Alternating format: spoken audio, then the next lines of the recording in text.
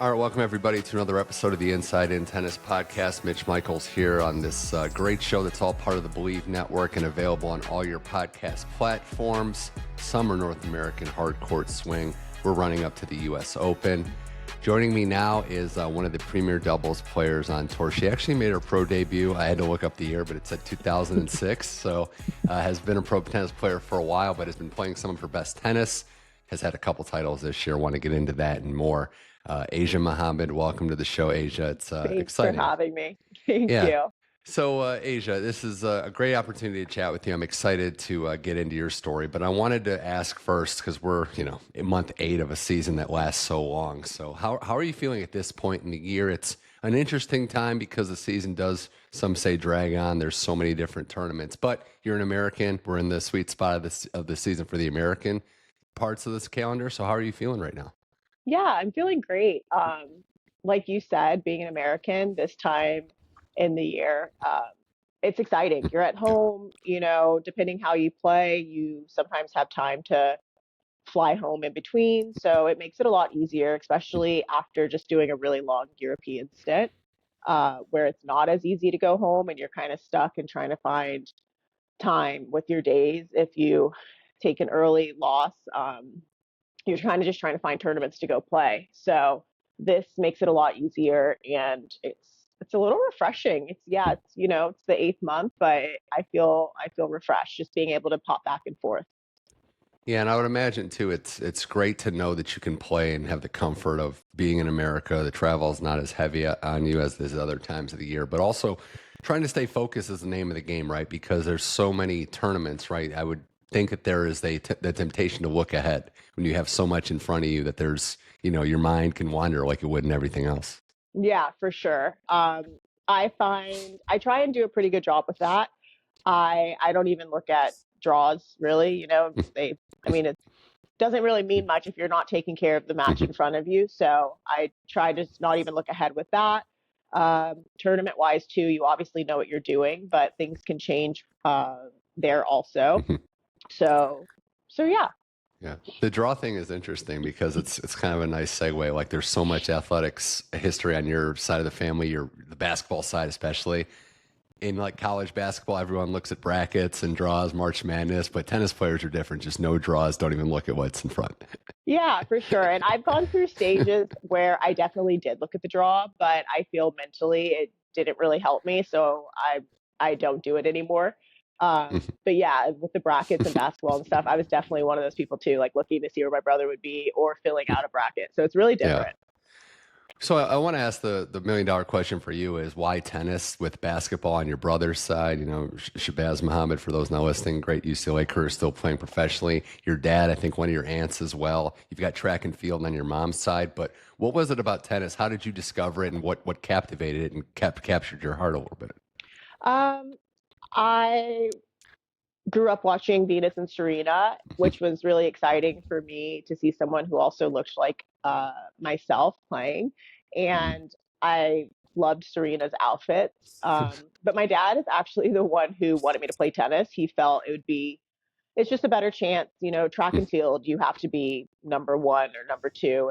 And he'll say he didn't like those odds for me. But I mean, it's really hard. You have to be really, really good in those sports.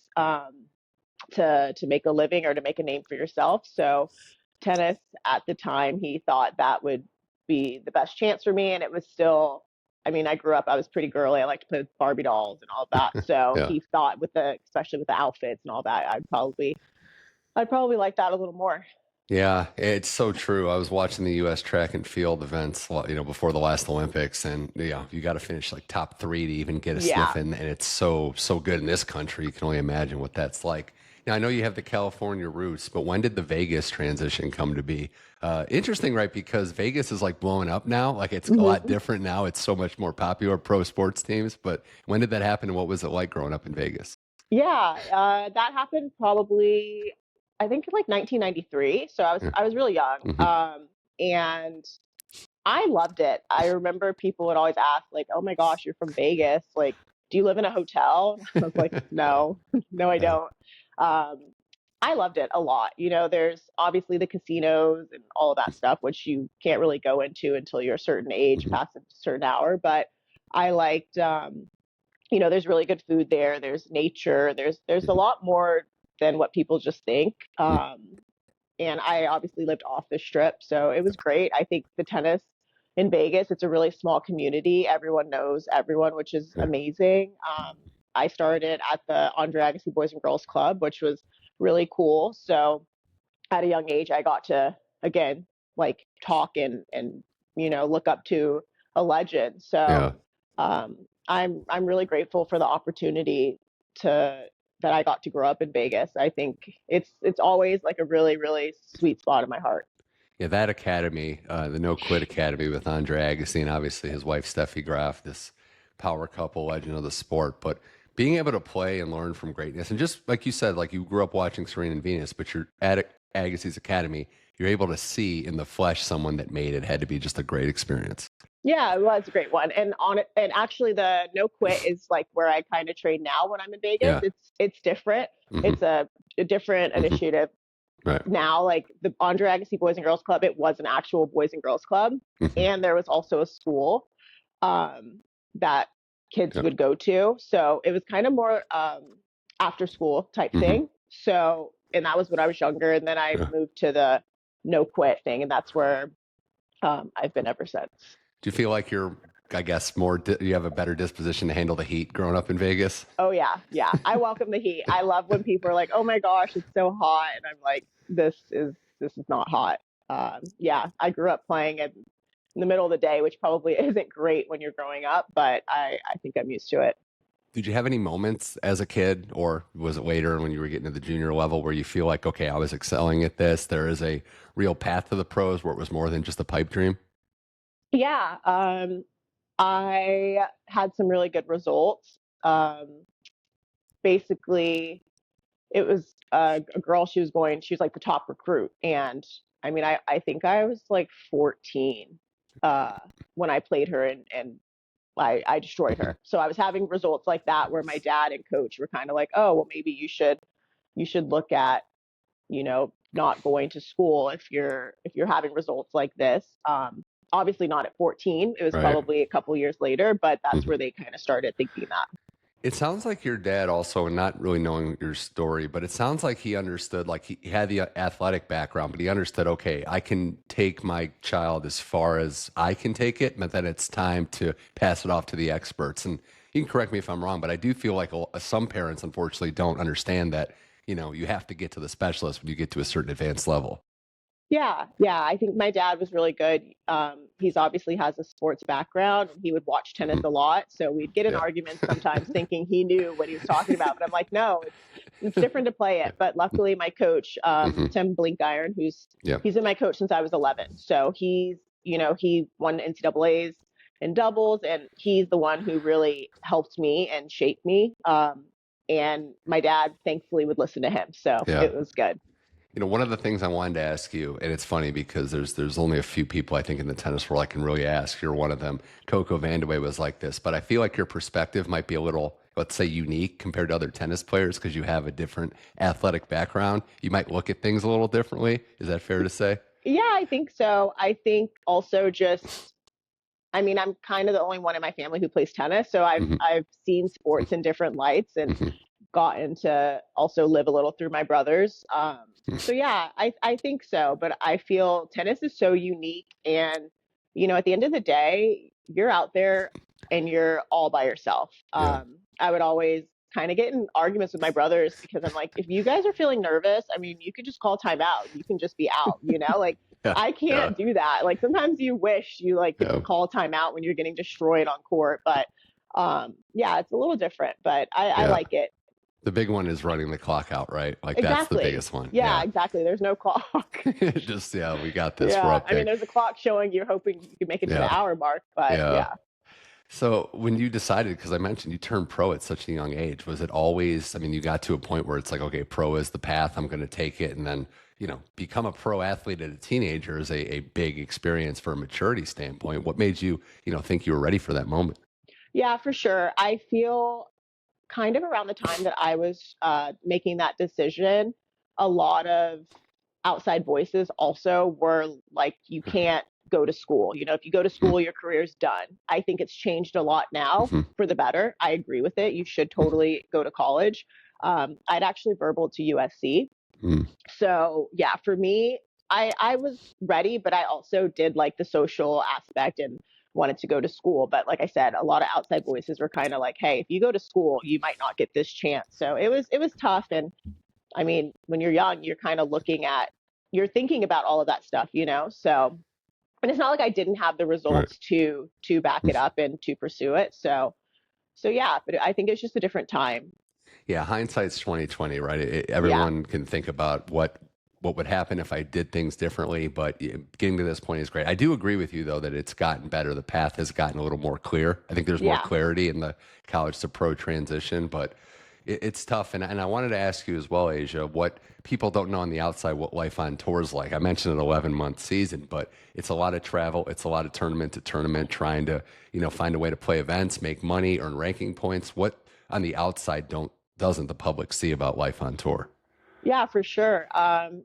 You know, it could be a grind. You do get to go to these really amazing places that I'm super grateful for, but sometimes you don't even get to see them. Like you could be in Yeah. Paris and you can't really go do things that someone who's just going to visit would get to do because one, you're trying to save your legs and Hmm. you're trying to, you know, prepare for your next match. So it's tough. You know, you're kind of living out of a suitcase every week. You're having to figure out ways to get to the next place. If you lose late that night, sometimes you have to leave the next day. So then you're looking for flights and you're trying to do this and that.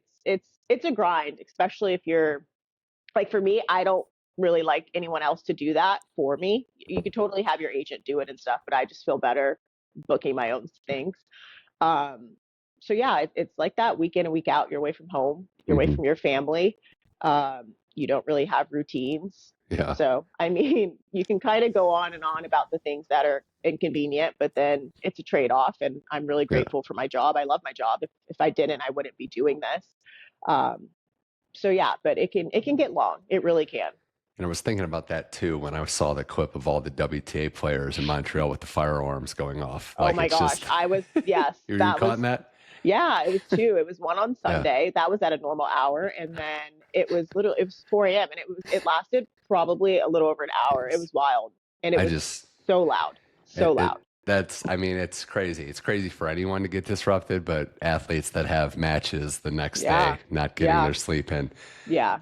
So when did you make the conscious decision? Because you had some singles results, but when did you decide? Okay, I'm going to focus more on doubles. I know it's a thing that it's a balancing act that players do a lot between singles and doubles, playing both. But when did you decide it might be better long term if I focused all my energy on doubles?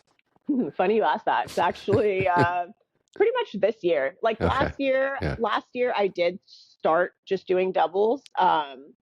But it was a little late. So doubles partners get set pretty mm, early. So I didn't have a set doubles partner. So I was bouncing around a lot last year.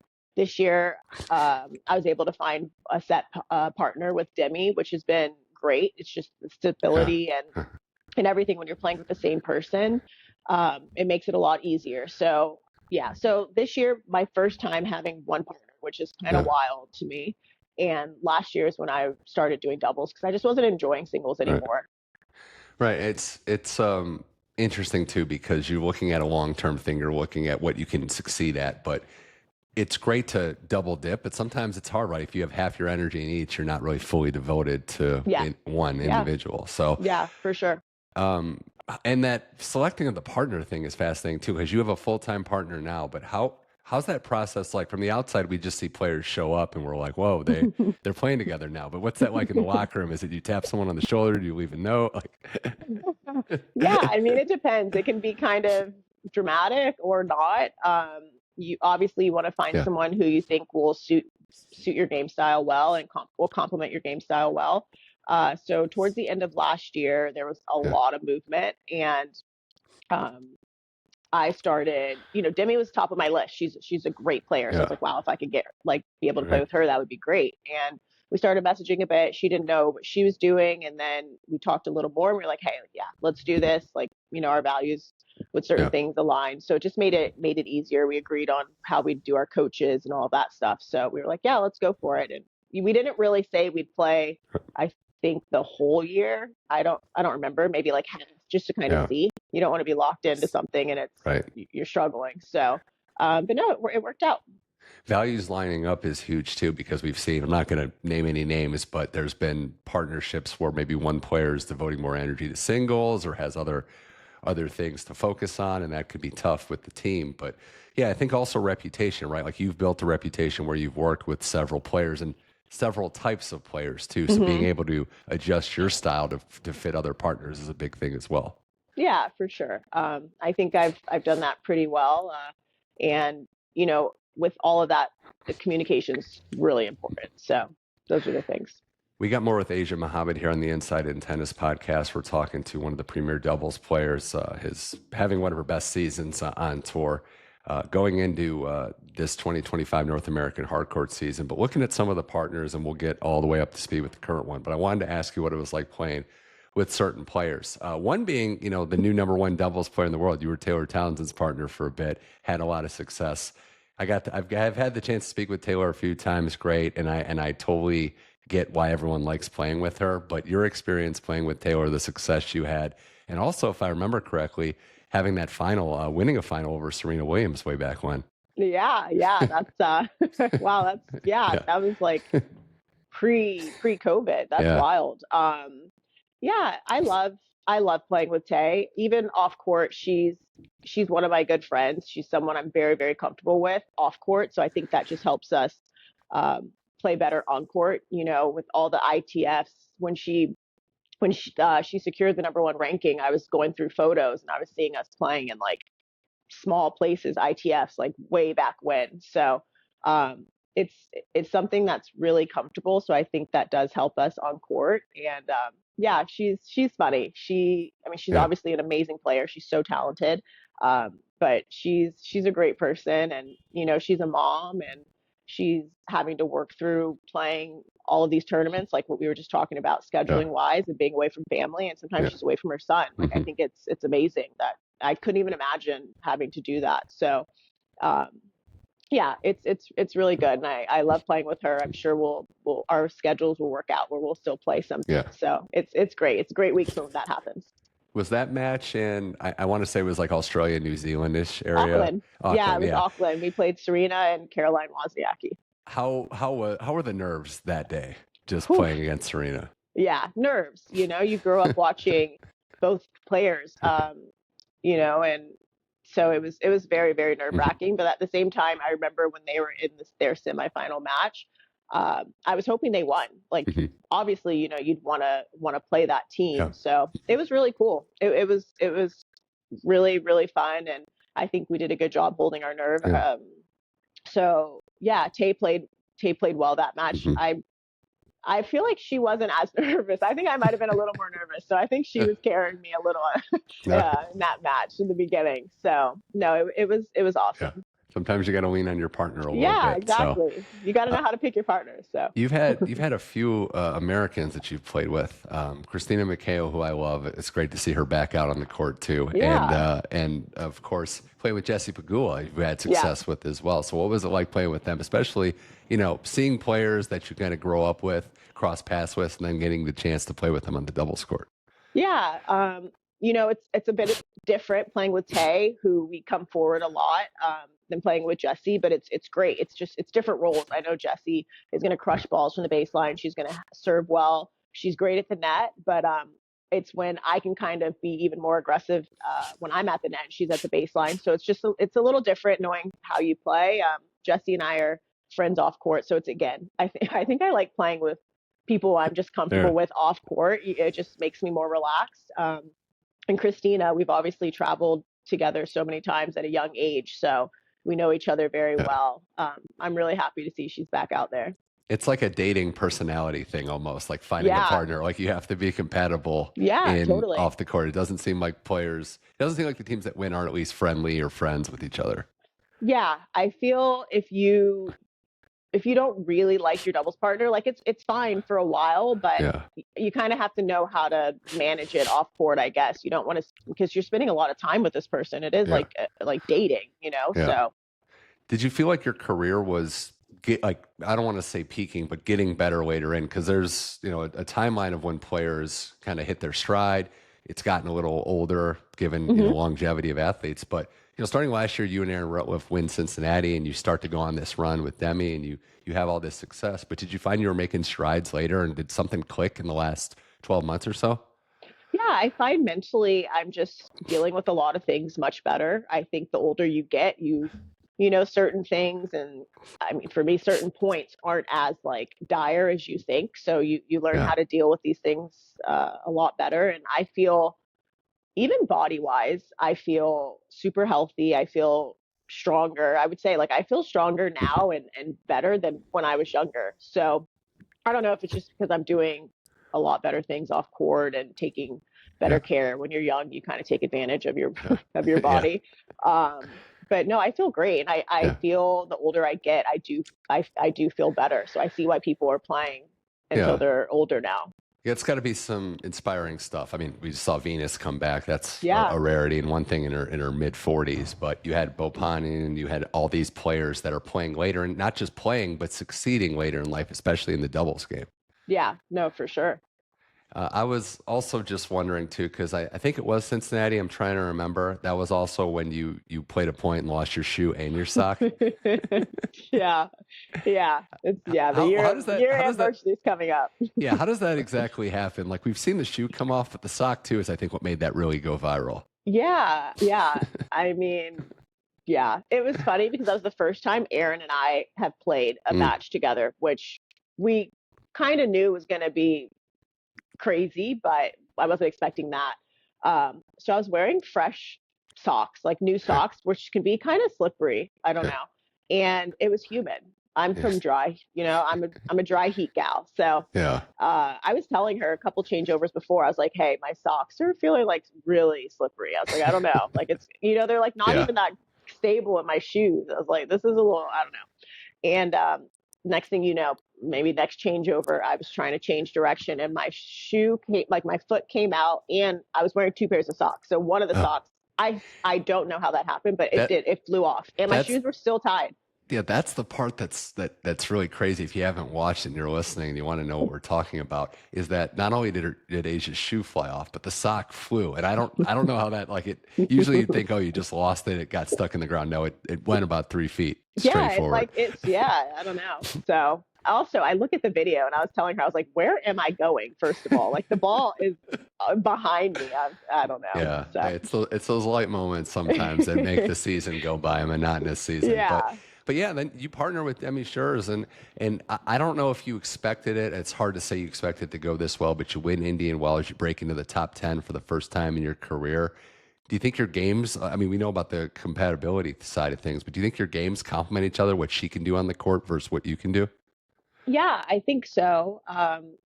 She brings the finesse. She'll do some cool shots at times, and she's her volleys are so great. And I can bring the firepower, but also come forward. So I like that we can both come forward and kind of Yeah. build that wall. It's really nice. It complements each other. Was the Indian Wells run, did it feel special at the time? Were there certain things along the way that made you think, okay, this is different. We've got a real chance to go all the way? Yeah, I mean, Indian Wells, I grew up going there as a little girl, and it's California, it's my home. So it was amazing, and I had made semifinals a couple of times before. So um, you kind of want to get over that hump. And so when we were there, yeah, like Yeah. I don't know, towards the end of the tournament, it's kind of a blur. You're playing really good tennis, you'd hope Yeah. at that time. So everything's pretty automatic. And, we knew we had to keep doing what we were doing. We beat some great teams to beat Taylor and Kat there. Yeah. You have to play really well. So we were just trying to get that on the court every time we could. Yeah, that team especially, like you beat that team, it's a real sign of where you are because of what they've done. And you talked about Taylor, but Sinakova is just incredible at doubles, what Yeah, she's able to do consistently. And yeah, I would imagine too, it's something to kind of chase. Like you're studying what these teams are doing. It's no different than watching film in another sport. for sure. Yeah, for sure. It's a team I really do like to watch just because, I mean, you see the stuff they can do on court and it just shows how good they are. Are you comfortable talking about like where doubles is right now? Like I know it's always like a hot button topic, but I asked this question because, with the US Open side of things, there's a lot of scrutinization, I'll say, if that's even a word, about where doubles is and what the outlook of it is in the future. But are you comfortable with where doubles is right now in the grand scheme? Yeah, I mean, I feel a lot more people are watching doubles. Mhm. Sometimes it is hard. Uh, some people can't find it. I feel if they could do a better job, trying to televise it a little more, because it really is exciting to watch. Yeah. And if you think about it, a lot of the ladies that are playing tennis in the 3-5 and all that, they're playing doubles. Yeah. So multiple times we have people come up to us saying, oh, we love watching you, we love watching doubles and all of that. But at the same time, I understand that's not where a lot of the money is coming from. So they have to do things to, like, the mixed doubles. Like, Yeah. I mean, you hate it. It's weird going to a slam and I'm not playing mixed doubles there when I easily would, could get Mhm. in. But at the same time, it's a business decision. I Yeah. understand it. So it is what it is. Yeah, I almost feel like, and this is just an outside perspective, but there's a lot of talk about the 2 week masters and, dragging everything out. But I do think that you could utilize that. We'll see if it gets there, of week two, having more focus on doubles because there's just so many gaps in the schedule. And I also think, Asia, like it's good to have some crossover, like we see it in the women's side, especially with some singles players that want to work on doubles, not just to be a part of it, but to actually work on their game. A Yeah. lot of major champions in singles, Coco Gauff, and we saw certain other players coming through. They're playing doubles. Yeah, for sure. Because I feel it helps with the singles so much, Hmm. when you're coming forward and just kind of knowing positioning. Um, and also, if Coco's in the draw, like if Coco's on the Yeah. court, people are going to come watch. So I think it's great for everyone. Yeah, it is weird, right? Like there's not really a resentment. My limited interaction with doubles players is they like it. It's like the more the merrier. Have some singles players enter the draw, and it increases eyeballs and hopefully revenue. Yeah, no, for sure. I mean, that's at least how I look at Yeah. it. I obviously can't speak for everyone, but I think it's great. Yeah, it's a conundrum because so many people play doubles. It's just how it's viewed and how they can kind of increase access can be good. And yeah, we get exciting moments and we get some really great players. So I think it's good to have a generation that cares about doubles yourself and players that want to bring the game forward. Yeah, for sure. For sure. And also looking at life on tour, and we talked about some of the players, but it's good. It seems like it's good. You have, being around on tour a lot helps with some of these women that you're friends with, but it's nice to know that you have a circle of friends because it seems like it could be a lonely place playing and traveling 11 months a year. Totally. It can be very, very lonely. So, I mean, I've always been very social. So I could never imagine being that player who's, isn't nice to people and doesn't speak to people. Um, so I think it helps so much. Just, Yeah. these girls are also on the road and away from their families. So being able to go to dinner with each other, or, if Jesse's husband's there, like my boyfriend, like we all get Yeah. along, so we'll go to dinners. It really helps, and it's a Yeah. lot of fun. So I think that's crucial. It's got to be a little sad, though, or more than a little sad, when a player retires. Like we just saw Jeannie Bouchard, I know you're friends with too. Like when a Yeah. player retires, it's like, oh, we just lost one from our group. Yeah, yeah, for sure. But like seeing Yeah. G retire, it's like, well, you know what? Now she'll have more time, so I can I'll be able to go see her somewhere Yeah. or something. Our schedules That's will good. maybe match up better. So, talking with Asia Muhammad here on the Inside in Tennis podcast about her doubles career and so much more. On that side, and we talked about it and getting to know you a little bit off the court and your travels and what's going on in your tennis and other side of things. But you get to see a lot of cities, a lot of different countries. What are some of the most interesting places you visited? Maybe even the places that took you by surprise, how cool and exciting it was.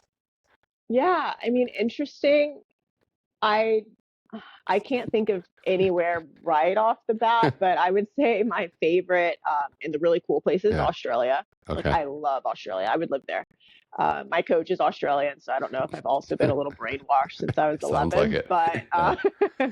but yeah, no, it's amazing, that place. And then also Europe too.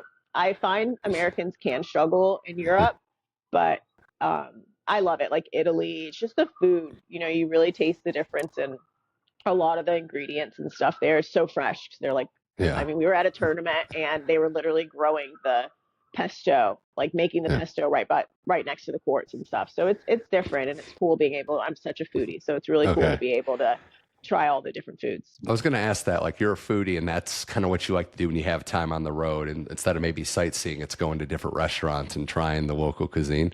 Yeah, for sure. And if I'm going to a restaurant, I can't go to a restaurant without looking at the reviews, first of all. Like I just cannot do it. I gotta look it at. Yeah. So yeah, that's my thing. Like, of course I do like to go to some museums and stuff, but it's kind of the same thing every year. So I've gone to the Eiffel Tower before. It's not like you're really going to keep doing that. I'd rather go and find really cool restaurants to try.